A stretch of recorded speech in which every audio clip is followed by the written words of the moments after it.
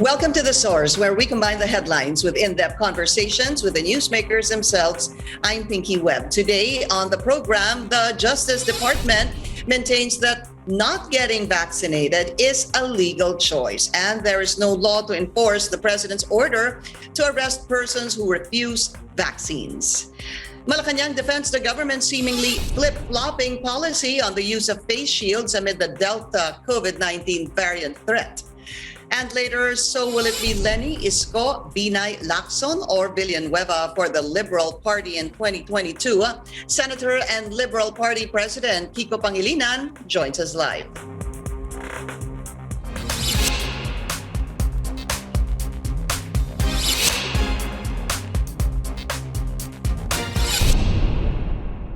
Malacañang echoes the Justice Department statement that a law is needed to enforce President Rodrigo Duterte's order to arrest people who refuse to get the COVID-19 vaccine.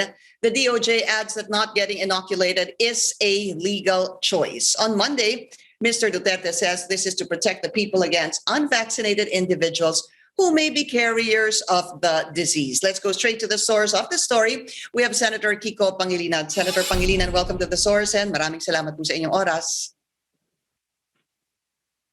Yes, good morning, magandang umaga, Pinky, at sa mga nanonood, magandang umaga. So the president threatened to arrest those who refuse to be vaccinated, whether he was serious or simply airing his frustration. Do you think it was a good idea to make such a statement? Well, we're thankful that the Department of Justice has clarified the legal issue behind this order of arrest. One, there is no law that punishes refusal to vaccinate. So I suppose it should end there. Whether he was frustrated or not, maybe that question should be directed to him. What do you think kind of effect this would have sa publiko? Makakatulong ho kaya ito to encourage people to get vaccinated, or mas lalo ho kaya silang matatakot o ma-turn off na ma-vaccinate? Well, sabi nga ni Senator Binay, you threaten to jail someone who does not want to be vaccinated when the real issue at this point is not about vaccine hesitancy per se. Dahil nasan yung bakuna? It's coming in trickles. Yesterday, Iloilo Mayor Jerry Treñas was saying that they need more vaccines. There are surges in Tacloban, in Bacolod, Iloilo, Davao, and the vaccines are trickling, and this is the challenge. So hindi ko nakikita yung koneksyon ng pinapabakunahan lahat. Pero asan muna yung bakuna? Yun ang dapat madaliin, gawa ng paraan. We are based on our committee of the whole hearing, we're supposed to be vaccinating 700,000 a day to be able to achieve the target of 70 million by the end of the year. We're only vaccinating a little over 100,000 a day. So we're 7 times behind in terms of our targets, sevenfold, challenges, and this is what we have to focus on. What's the point of threatening someone to, di ba? Kung wala namang ibibigay na bakuna. Yun pong so far na nakukuha nating bakuna. I know that there's 2 million AstraZeneca vaccines coming from the COVAX facility arriving today, and another, I believe, 1.5 Sinovac. And then in the month of July, inaasahan po more or less 10 or 11 million. Hindi ho ba para sa inyo sapat yung ganong kadaming bakuna sa ngayon? Or hinihintay niyo ho ba na ma-accomplish o matuloy po itong sinasabing, let's say in July, another 11 million? Well, regardless of how much comes in, I think the focus should be, are we vaccinating 700,000 a day? And that's how you meet your targets. You can announce millions coming in, and great, di ba? Up to a certain extent. Pero if you're not vaccinating 700,000 a month daily starting last week, you're not going to meet your targets by the end of the year. So that should be the focus. We can announce, di ba, millions coming in. But what we should be announcing is, are we reaching the target of 700,000 vaccinations? Sorry, a day, not a month. 700,000 vaccinations a day. Of course, that number goes to what is being called yung tinatawag nga na herd immunity by the end of the year. Malacañang is still confident that we will have a happy Christmas by the end of the year. Do you agree? Do you think this will happen? It is already, we are coming into the month of July. Well, I hope so. I hope they're right. I'd be very sad if they're not right, because we want to address herd immunity before Christmas or by the end of the year at the latest. So I hope they're right. And at the same time, rather, apart from hoping that they're right, let's work on meeting our targets. And that's precisely why the Committee of the Whole hearing was reconvened. We called for that Committee of the Whole hearing in December. It was convened in January. We suspended it, and then the Senate President, thankfully, he agreed to the request of a number of senators, both from the minority and the majority, to reconvene it, and we did the other week. And we hope we will continue to remain, on guard in terms of the targets that we're supposed to meet. Okay. I wanted to do a follow-up on the threat of the president on those who refuse to be vaccinated. Kailangan ho kasi ng batas para dito kung gagawin man if they actually want to arrest people who refuse to be vaccinated. If this happens, if there is a law that is going to be siguro initiated in Congress, is this something you would likely support or not? Well, we raised this question with the Department of Health, and the Department of Health's position is that it is not, they do not support a mandatory vaccination program. So we left it at that. Ito nga ang mahirap eh. Iba-iba ang sinasabi ng iba't ibang ahensya ng gobyerno. And I said this yesterday. We are, we are a ship in stormy waters. Matataas ang alon, nasa gitna tayo ng dagat, binabagyo tayo dahil nga sa COVID at yung ekonomiya.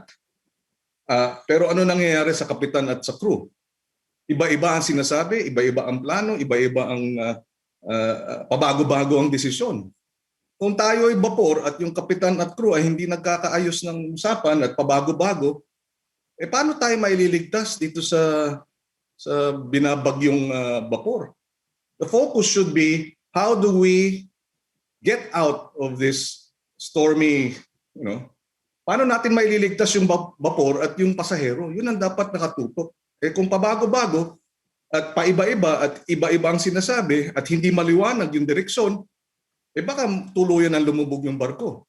Yun ang kinakailangan nating liwanagin. Sana mag-ayos sila, sabi ko nga, ang biro ko nga chat group please, di ba? Para iisa na lang ang direksyon, iisa ang napagkasunduan at hindi pa bago-bago.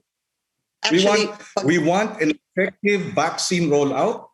We want an effective herd immunity target achieved before the end of the year. And we are more than willing to do as best we can to support these efforts because that's what the country needs. Hindi natin maibubuksan ulit ang ating ekonomiya, hindi manunumbalik ang sigla ng ekonomiya. Pag walang sigla ang ekonomiya, walang hanap buhay ang milyon-milyon, gutom ang milyon-milyon. At mabubuksan lang ang ating ekonomiya kung matugunan ng maayos itong COVID response. At yung balikan ko lang yung solusyon.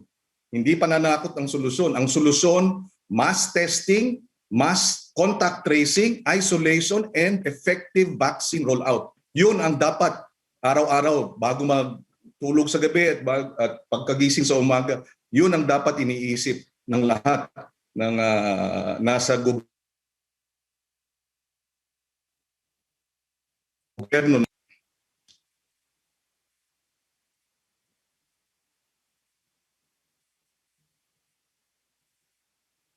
All right, Senator Kiko, I'm wondering if you can still hear me.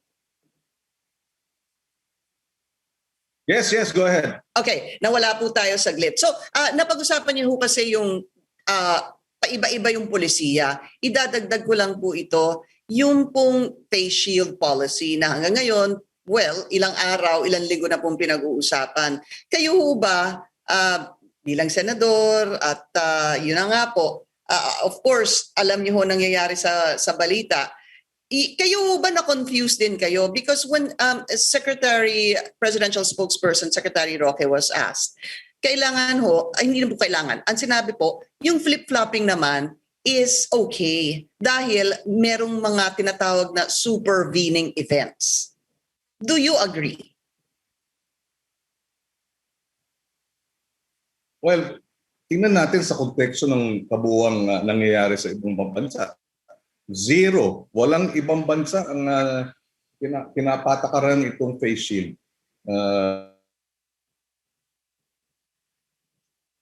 Ang patakaran ng face shield o hindi. Andun na tayo. Sige, kung kailangan, bakit hindi gawing maliwanag ang patakaran? Bakit pa bago-bago? If a very simple policy issue of whether we should use face shields or not is already a national debate, napakasimpleng issue, oo ba o hindi madesisyonan ng maayos. Ano pa kaya yung mas komplikado? Ito ang nakakalungkot. Kaya nga sabi natin, para tayong vapor, barko tayo, nandyan ang kapitan, nandyan ang crew, nandyan ang mga pasahero, yung mga kababayan natin, lahat na sa isang barko. Tapos, paiba-ibang direksyon, paiba-ibang plano, habang tinatamaan tayo ng bagyo sa gitna ng dagat. Paano natin maililigtas yung barko at yung ating mga pasahero kung hindi natin alam kung anong direksyon o pabago-bago yung direksyon na isinasagawa? Yun ang kinakailangan ayusin. And that's why I go back to solutions. The Committee of the Whole hearing in the Senate and in the last several in the last year, the last several Committee of the Whole hearings, we have collectively, whether minority or majority, have pushed interventions that we felt would be good for the country. And that I feel we should continue to have the Committee of the Whole hearing so that we can, together with the executive department, craft a coherent COVID response for economic recovery and, of course, for addressing the health and welfare of our citizens. And before we go on a break so far, how would you assess government's response so far? Sa lahat-lahat po, yung sinabi niyong testing, quarantine, contact tracing, and vaccination rollout. How is government doing? Well, itong nakaraang 2 buwan, since March until today, isa sa staff ko sa Senate namatay dahil sa COVID. Yung tatay niya the week before namatay din. My mother had a caregiver who was supposed to report for work tapos na COVID, positive siya. And then a security, a driver, ito puro nag-COVID positive sa staff. Diba? Around 11 of our staff got COVID. Ano ang response na nangyari sa gobyerno? We had to pay for our own tests. Contact tracing, mabuti na yung 1-2. Yung mga lumipat ng bahay, dun sa aking staff na photographer, hindi kinontact trace. Walang testing. So I think this is the norm. And that's I raised this during the Committee of the Whole hearing. Wala naman din na isagot. Sabi, we are doing our best for contact tracing. And this is not a joke, because itong Indian variant, yung nangyari pala sa India, itong Delta variant,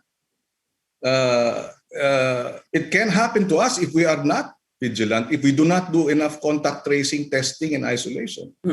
And that's why we cannot let our guards down. And that's why the Committee of the Whole hearing that we have resumed, it's only suspended now, is key, I believe, in helping, ensure that the government response will be, will be effective in addressing these challenges. Okay, we need to take a very short break. The source will be right back. You're watching The Source on CNN Philippines. I'm Pinky Webb. Our guest today is Senator Kiko Pangilinan. So I want to talk about this bayanihan too. First of all, I wanted to get your reply on this, if this is accurate, that 18 billion out of the over 170 billion, which was allotted for bayanihan 2, have been left either untapped, untouched, or unobligated. Yun po ba is an accurate figure, yung 18 billion? No, that came from the House, no, and I read that article. The 18 billion, if I'm not mistaken, is for a specific set of programs na mababaliwala daw. But the data that we have, based on precisely the committee of the whole hearing that we had in the Senate, was that the DBM says 173 billion for Bayanihan 2 has yet to be obligated and released. So that's 173 billion pesos worth of Bayanihan 2 assistance, health expenses, etc. Na hindi pa nagagasta as of 2 weeks ago. So, and the deadline is June 30. So yun yung ating data. So I think the 18 billion is included as a specific set of assistance programs sa 173 billion na hindi pa obligate at nare-release as of May. Yeah. That's exactly what I need you to clear up for me, because this is a source of confusion. Kung meron pong bilyon-bilyon na lang na pera na hindi pa po nagagamit, hindi pa po na-disburse, or hindi pa po nagagastos, marami ho kasi tayong problema. You mentioned them. Madami hong humihingi ng free testing. Weak pa siguro o kulang pa. Sige, lagay na lang po natin, kulang pa rin tayo sa mga contact tracers. Kailangan po ng ayuda nung ating mga kababayan. Hindi ko ho maintindihan, Senator, and I hope you can explain this to me. Kung meron pong milyon-milyon na pera, bakit ho kaya hindi na lang magamit doon sa mga areas na kailangan po nating palakasin? Tama. And we asked the same question. And that's why this is really, and the World Bank, the credit rating agencies, if I'm not mistaken, the IMF, they have pointed this out as one of the reasons why we will have a slow recovery, economic recovery, kumpara sa ibang bansa. Yung government response, yung tepid or yung slow government response to address the pandemic. And this 173 billion precisely na andyan na yan, budgeted na yan, may basihan na para na ma-release yan, nandyan na yung mga programang dapat ponduhan, pero hindi na-release. And mind you, in-extend na natin yung Bayanihan 2 last December 31. And despite, in other words, dapat yung objective ng batas dapat immediate response, immediate assistance, dahil yung milyong-milyong walang trabaho at yung milyong-milyong nagugutom, kaya nga sumusulpot ngayon yung mga community pantry dahil lalo na sa urban centers, hirap ang taong bayan. At kumakalat yung COVID surge. Yung surge na naranasan ngayon ay nasa ibang urban centers na. So where is the roadblock? Saan po nagkakaroon po ng hindi pagtuloy o paggamit nitong perang to? For example, yung as of May, sa Department of Transportation, we allocated 5 billion for service contracting. Ang ibig sabihin ng service contracting, yung mga jeep, yung mga bus na walang trabaho, yung kanilang mga driver, pwedeng ponduhan para mag-shuttle service, etc. At government funding yan. Sa 5 billion na nilaan natin sa DOTR, wala pang 1 billion as of May ang nagagasta. Sa DTI, 10 billion for assistance to our small and medium enterprises na nalulugi. 10 billion. Of the 10 billion as of May, wala pang 3 billion ang nare-release.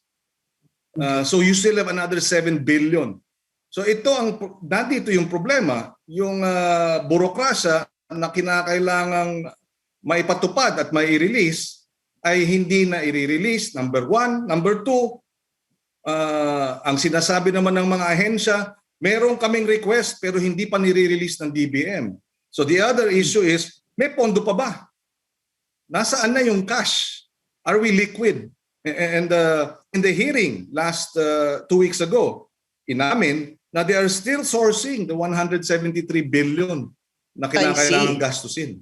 And they're sourcing. Ibig sabihin, hindi pa nila alam saan nila kukunin. Either one, savings ng agencies, and you know, savings is a double-edged sword. You're either saving and therefore it's good, or you have savings because you are unable to implement your programs. So that's not good. But anyway, savings daw o kaya collections. Paano tayo mangongolekta ngayon? Naglulupasay na ang ating mga... Kaya siguro yung mga proposal na itaas ang tax rate o magkakaroon ng increase dito sa private, yung tax rate ng private schools. So you're asking me where is the ball? The executive, we passed the laws. We are checking on the executive department. We are providing input so that we can resolve the problems or address the solutions to the problems. And it's really the executive department. The ball is in their court. We'll be taking another short break. The source will be right back.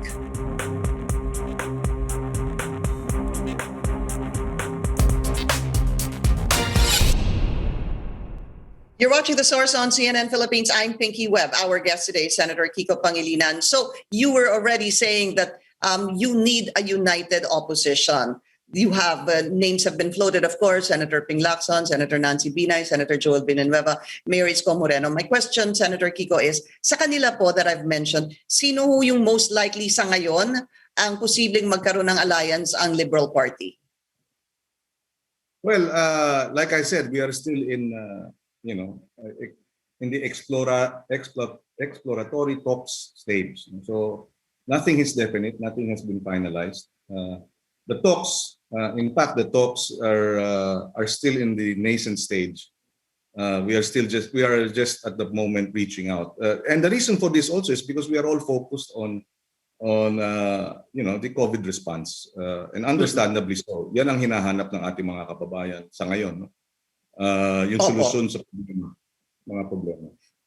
But to be clear, the Liberal Party's bet to be president, to run for president, is still Vice President Leni Robredo. Yes. Okay. But she has not decided, number one, and while she is open, no, she has yet to make a decision. And number two, she has said, and we trust and support, our vice president and our chairperson of the party, in her desire that we should, one, only have one candidate, and two, that we should be able to unite behind that candidate, even if it's not her. She said that categorically. Yung pong nagkaroon ng vaccination drive sa Maynila kahapon, nakita po magkasama si Vice President Leni Robredo at si Manila Mayor Isko. How did that look to you? Well, let's look at what is the objective. No, what was ano ba yung layunin nun? 'Di ba? COVID response, and gaya nga ng sabi ni Vice President, 'di ba? Kailangan talagang tugunan. Ito talaga ang problema kinakailangan aksyonan, yung COVID response. At kaligtasan ng ating mga kababayan, pati yung vaccine rollout. So that's what they're doing, and that's precisely what the people need, and I think what the people are looking for. Let me rephrase my question. How does that tandem, if it even happens, how does that look to you? Kasi nung nagsama nga ho sila kahapon, even on Twitter, marami pong nagkomento. Does it look like a dream team, a good tandem? Like I said, the talks are still in the nascent stage. So I'd rather not talk about tandems. We're just looking at, do we agree that we need to have one candidate and that we should come and talk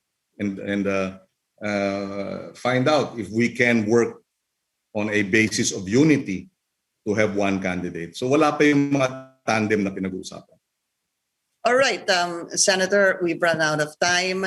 Maraming salamat po sa inyo, Senator Kiko Pangilinan. Ay, maraming salamat and belated Happy Father's Day sa father mo, kay Senator Webb, Pinky. And meron lang ako isang quick belated Father's Day joke. Diba? Bakit father daw ang tawag sa mga father, sa mga tatay? Sirit. Kasi pagkakatabi mo siya, para kang nakasandal sa father. Father. Okay. Thank you, Senator Kiko Pangilinan. Thank you. Happy Father's Day. Thank you for Happy Father's Day to you too, sir. Thank you for joining us here on The Source. I'm Pinky Webb. You're watching CNN Philippines.